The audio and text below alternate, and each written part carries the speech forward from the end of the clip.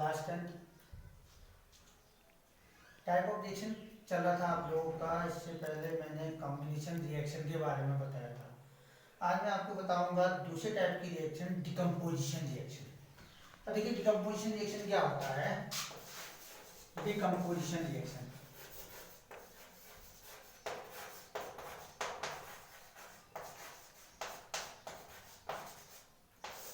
Decomposition reaction आपका such type of reaction in which a compound decompose two और more substance or those reaction in which a compound split two or more substance. It means वह reaction जिसमें एक compound दो या दो से अधिक सब्सटेंस में ब्रेकअप हो जाता है या दो या दो से अधिक सब्सटेंस में टूट जाता है, तो उसको हम क्या कहते हैं, डिकम्पोजिशन रिएक्शन।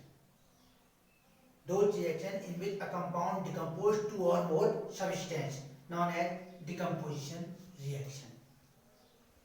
फॉर एग्जाम्पल देखिए आपका जैसे कोई कैल्शियम कार्बोनेट है, CaC होती है कैल्शियम कार्बोनेट, ठीक है। अब इसको हम हीट करेंगे तो आपका ये दो सब्सटेंस में ब्रेकअप हो गया। एक तो बनाया आपका कैल्शियम ऑक्साइड, देन आपका बनाया कार्बन डाइऑक्साइड। तो ये आपका डिकम्पोजिशन रिएक्शन है। तो दो reaction in which a compound decompose two or more substance or those reaction in which a compound split two or more substance known as decomposition reaction, ठीक है। अब देखो डिकम्पोजिशन रिएक्शन जस्ट अपोजिट होता है combination reaction का। Decomposition reaction is opposite to combination reaction because decomposition reaction combination का opposite होता है। और कॉम्बिनेशन का अपोजिट क्यों होता है? जैसे आपका ये डिकम्पोजिशन रिएक्शन है, एक कंपाउंड है, गर्म कर रहे हैं, इसको हीट कर रहे हैं, दो सब्सटेंस में टूट गया। अब इसको देखो, इसमें देखें CO प्लस CO2, अगर मैं ऐसा देखूंगा देन आपका ये CaCO2, तो यहाँ पे दो सब्सटेंस है, एक कंपाउंड बना रहे हैं। तो डिकम्पोजिशन जो होता है कॉम्बिनेशन का जस्ट अपोजिट होता है। डिकम्पोजिशन में एक कंपाउंड दो या दो से अधिक सब्सटेंस में ब्रेकअप होता है, और कॉम्बिनेशन में दो या दो से अधिक सब्सटेंस एक कंपाउंड बुलेट अप करते हैं। ठीक हो गया? तो ये डिकम्पोजिशन रिएक्शन है। अब देखिए डिकम्पोजिशन रिएक्शन आपका कई टाइप का होता है। डिकम्पोजिशन रिएक्शन आपका एक तो आपको होता है, अगर हम टाइप की बात करें तो thermal decomposition. Thermal decomposition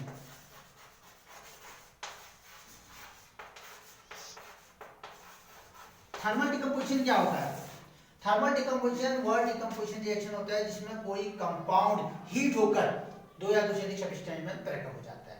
Such type of reaction in which a compound decompose two or more substance by heating. Heating द्वारा, हीट के द्वारा दो या दो से अधिक सब्सटेंस में डिकम्पोज हो जाएगा, तो उसको हम कहते हैं थर्मल डिकम्पोजिशन। जैसे एग्जांपल के तौर पे देखिए आपका एक कैल्शियम कार्बोनेट है, इसको आप हीट कर रहे हैं तो आपका CO देन आपका CO2 बना रहा है, तो ये आपका थर्मल डिकम्पोजिशन है। जैसे आपका अमोनियम क्लोराइड है, अमोनियम क्लोराइड, इसको आप गर्म कर रहे हैं तो ये आपको क्या बना दे रहा है, NH3 plus HCl।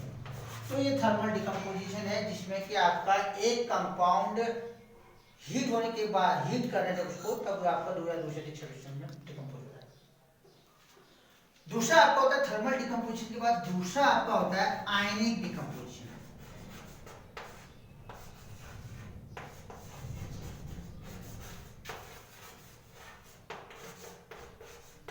Ionic decomposition,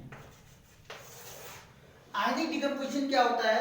ionic decomposition such type of decomposition reaction in which a compound decompose by ion. ऐसी रिएक्शन जिसमें एक कंपाउंड आयनों में डिकम्पोज हो जाता है, सब्सटेंस में जो होता है आयनों में डिकम्पोज हो जाएगा, तो उसको हम क्या कहते हैं, आयनिक डिकम्पोजिशन। अब आयनों में कैसे डिकम्पोज हो जाएगा?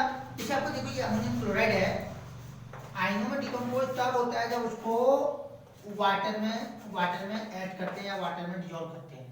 तो अमोनियम क्लोराइड को वाटर में डिसॉल्व करेंगे तो ये आपका क्या बना देता है, आपका NH4 positive ion plus Cl negative ion, यानी कि अमोनियम आयन और क्लोराइड आयन।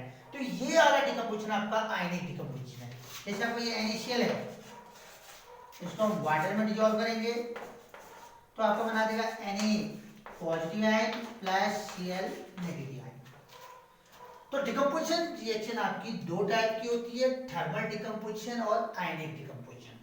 थर्मल डिकम्पोजिशन में क्या होता है, एक कंपाउंड डिकम्पोज होता है दो या दो से अधिक सब्सटेंस में बाय हीटिंग, हीट के द्वारा। जब उसको हीट किया जाता है तब डिकम्पोज होता है। और आयनिक डिकम्पोजिशन में क्या होता है, एक कंपाउंड आपका डिकम्पोज होता है आयनों में, अपने आयनों में टूट जाता है। और आयनों में तब टूटेगा जब उसको वाटर के साथ ऐड करेंगे, वाटर में डिसॉल्व करेंगे। विदाउट वाटर के, विदाउट एक्वस सॉल्यूशन के आयनों में कोई चीज नहीं टूटती। ठीक हो गया। तो ये आपका डिकम्पोजिशन रिएक्शन है।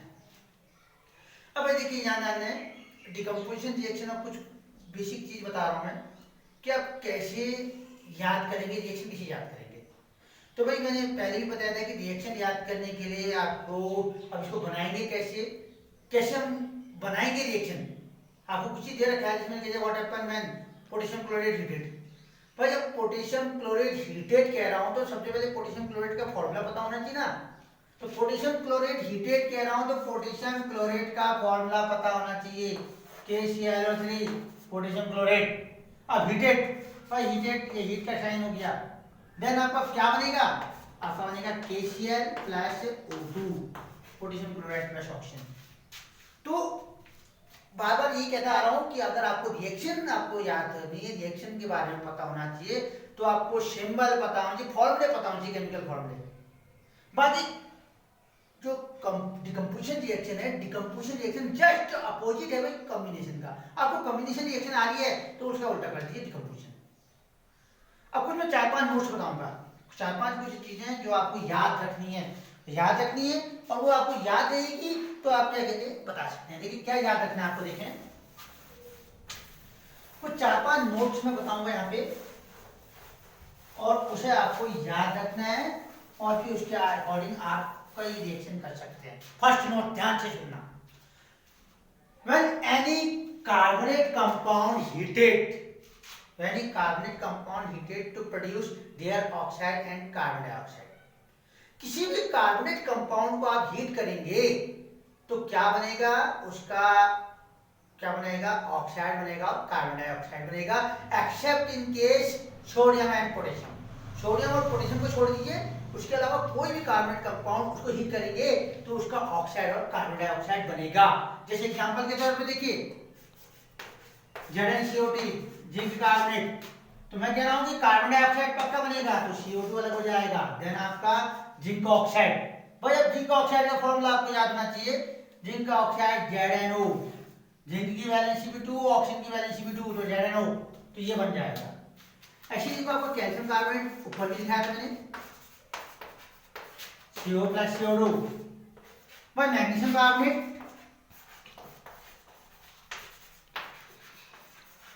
MgO plus CO2। भाई lithium carbonate Ni2O plus CO2। और ऐसे ही एनी अदर कार्बोनेट, मेटल के कार्बोनेट, किसी भी मेटल का कार्बोनेट उसको आप हीट करेंगे तो उसका ऑक्साइड और कार्बन डाइऑक्साइड बनेगा, accept in case sodium and potassium.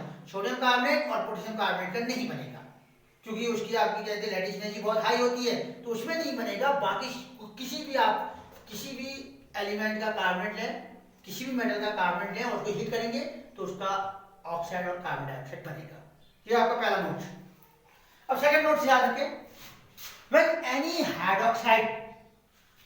hydroxide compound heated to form their oxide and water।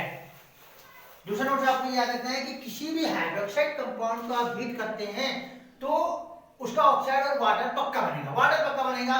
जैसे आपका देखिए इसको आप क्या बोलते हैं, कैल्शियम हाइड्रोक्साइड। आप इसको हीट करेंगे तो आपको याद रखना है कि वाटर पक्का निकलेगा। जैसे आपका ये मैग्नीशियम हाइड्रोक्साइड, इसको आप हीट करते हैं तो आपको ये याद रखना है कि वाटर पक्का निकलेगा। और जैसे आपका ये बेरियम हाइड्रोक्साइड,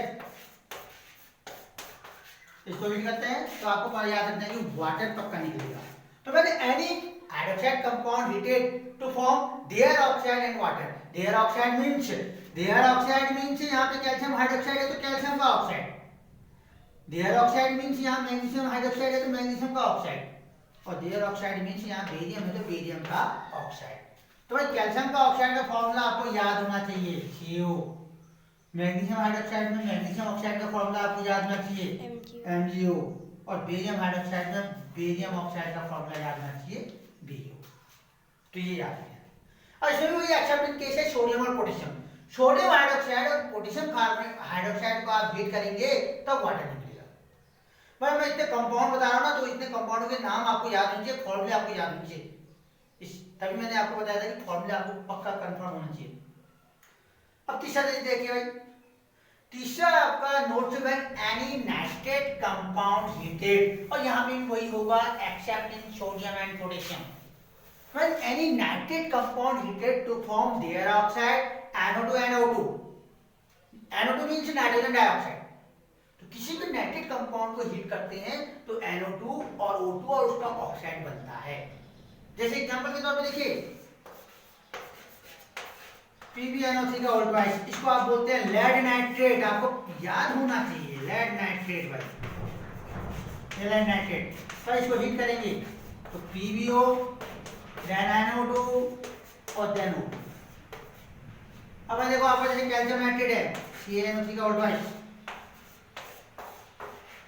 तो ऊपर की तरह देखें तो आपको मैंने बताया कि देयर ऑक्साइड NO2 और O2 पक्का बनेगा भाई, NO2 भी बनेगा और ऑक्सीजन भी बनेगा, देन कैल्शियम ऑक्साइड। किसी भी नाइट्रेट कंपाउंड को आप हीट करते हैं accept in sodium and potassium, तो उसका ऑक्साइड नाइट्रोजन डाइऑक्साइड और ऑक्सीजन पक्का निकलेगा, ये याद रखिए। ठीक हो गया। एक और देख लेते हैं आप LiNO3। तो LiNO3 में भी क्या बनेगा आपका LiGO lithium oxide NO2 then O2। और अब ये याद रखिए कि सोडियम और पोटेशियम के लिए ये नहीं होगा। ठीक है, अब हमारा नोट से ध्यान दें, when any sulfate compound heated to form their oxide sulfur dioxide and sulfur trioxide, किसी भी सल्फेट कंपाउंड को हीट करते हैं तो सल्फर डाइऑक्साइड और सल्फर ट्राइऑक्साइड बनता है। जैसे आप देखिए FeSO4 है, आप इसको हीट करेंगे तो आपको बनेगा Fe2O3 then SO2 then SO3। तो किसी भी सल्फेट कंपाउंड को आप हीट करते हैं तो SO2 SO3 पक्का बनेगा। ये आपका मैग्नीशियम सल्फेट है, उसको आप हीट करते हैं तो MgO SO2 SO3। आपका बेरियम सल्फेट ले लूं मैं, बेरियम सल्फेट को हीट करेंगे तो आपको याद रखना है SO2 और SO3 पक्का बनना है। सल्फर डाइऑक्साइड और सल्फर ट्राइऑक्साइड पक्का बनना है, देन आपका PO। तो when any sulphate compound heated to form their oxide SO2 and SO3 except in case sodium and potassium. अब सोडियम सल्फेट को गर्म करेंगे तब यहाँ ऐसा नहीं होगा, पोटेशियम सल्फेट को गर्म करेंगे उसके लिए रूल लागू नहीं होता, बाकी अगर किसी भी सल्फेट को आप हीट करेंगे तो ये होगा। तो ये चीजें आपको याद रखनी है। एक और नोट है आपका भाई, when any ammonium compound heated to produce ammonia and acid, किसी भी अमोनियम कंपाउंड को हीट करते हैं तो अमोनिया जरूर बनता है भाई। When any ammonium compound heated to form ammonia and acid, जैसे आपका देखिए अमोनियम क्लोराइड है, इसको आप हीट कर रहे हैं तो अमोनियम क्लोराइड को आप हीट कर रहे हैं तो आपका क्या बन जाएगा यहाँ पे NH3 प्लस H3। जैसे आपको यहाँ पे ये अमोनियम सल्फेट NH4 का ऑल्टवाइस SO4 अमोनियम सल्फेट है, तो आपका क्या बन जाएगा यहाँ पे देखो NH4 है तो अमोनिया पक्का निकलेगा NH3। अब ये 2 NH3 हो गए, 2 NH3 NH4 का ऑल्टवाइस 2 NH3, और यहाँ पे 2 H बचे और 2 H आपका क्या बना देगा यहाँ पे H2SO4। तो किसी भी अमोनियम कंपाउंड को हीट करते हैं तो अमोनिया और उसका एसिड निकलता है। जैसे आपका ये देखो अमोनियम नाइट्रेट NH4NO3, तो आपका बनेगा NH3 प्लस HNO3। कैसे बना देखिए आपका NH3 हो जाएगा यहाँ पे, एक H बचा then NO3 NH3 plus SO3। ठीक है, तो ये कुछ मैंने 4 नोट से मैंने आपको बताए, 4 या 5 बताए होंगे। जैसे पहले कहा था कि वह किसी भी कार्बोनेट कंपाउंड को हीट करेंगे their oxide and carbon dioxide, किसी भी हाइड्रोक्साइड कंपाउंड को हीट करेंगे देयर ऑक्साइड एंड वाटर, किसी भी नाइट्रेट कंपाउंड को हीट करेंगे their oxide NO2 and O2। किसी भी सल्फेट कंपाउंड को हीट करेंगे, their oxide, sulphur dioxide and sulphur dioxide. किसी भी अमोनियम कंपाउंड को हीट करेंगे तो अमोनिया पक्का बनेगा, अमोनिया देन HCl H2SO। फिर बात में देखो आपका ये HCl भी टूट सकता है, ये HCl आपका ब्रेकअप हो सकता है H2 और Cl2 में। ऐसा नहीं कि ये ब्रेकअप भी हो सकता, ये HCl आपका ब्रेकअप हो सकता है H2 और Cl2 में। ये H2SO भी आपका ब्रेकअप हो सकता है H2 SO2 और SO3 में। ये HO3 में आपका ब्रेकअप हो सकता है H2 और N2 में। ठीक है, तो ये आपका है डिकम्पोजिशन रिएक्शन। आगे अगली रिएक्शन के लिए अगले वीडियो में। Thank you.